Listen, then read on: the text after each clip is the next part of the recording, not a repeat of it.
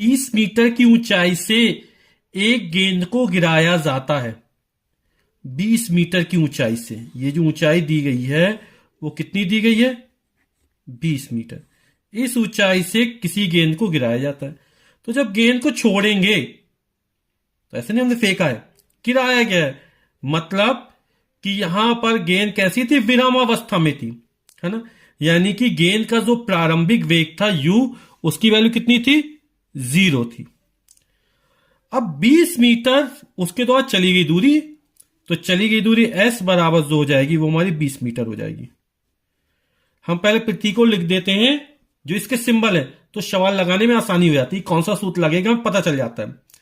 यदि उसका वेग 10 मीटर प्रति सेकंड स्क्वायर के एक समान त्वरण की दर से बढ़ता है, जो त्वरण एक्सीलरेशन ए दिया गया उसकी वैल्यू दी गई है 10 मीटर प्रति सेकंड स्क्वायर, चाहे इस फॉर्म में लिख लें, चाहे लिख लें 10 मीटर पर सेकंड स्क्वायर, या मीटर सेकंड की घाते -2।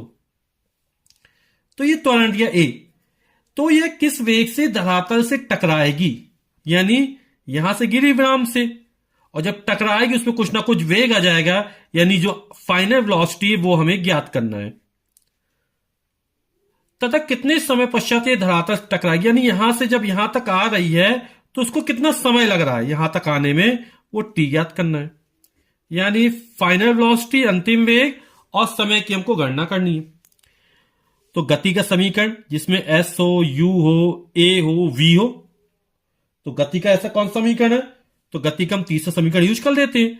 तो गति का तृतीय समीकरण है हमारा v² equal to u² plus 2as।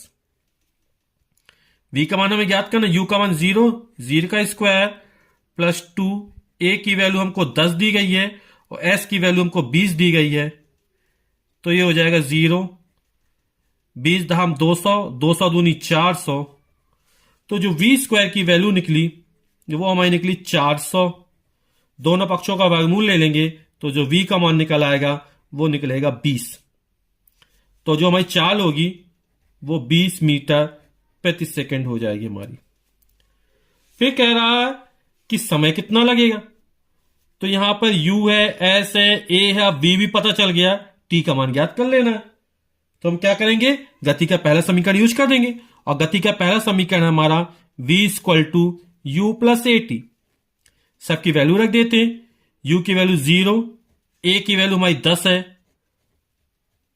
t की वैल्यू हमको ज्ञात करना है, और v की वैल्यू हमने 20 निकाली है। तो हो जाएगा 20 बराबर 10t, 10t। तो t की जो वैल्यू निकलेगी 10 इसके नीचे आ जाएगा, 20/10, और 20 में 10 का भाग जाएगा 2, और ये जो मात्रक होगा वो हमारा होगा सेकंड।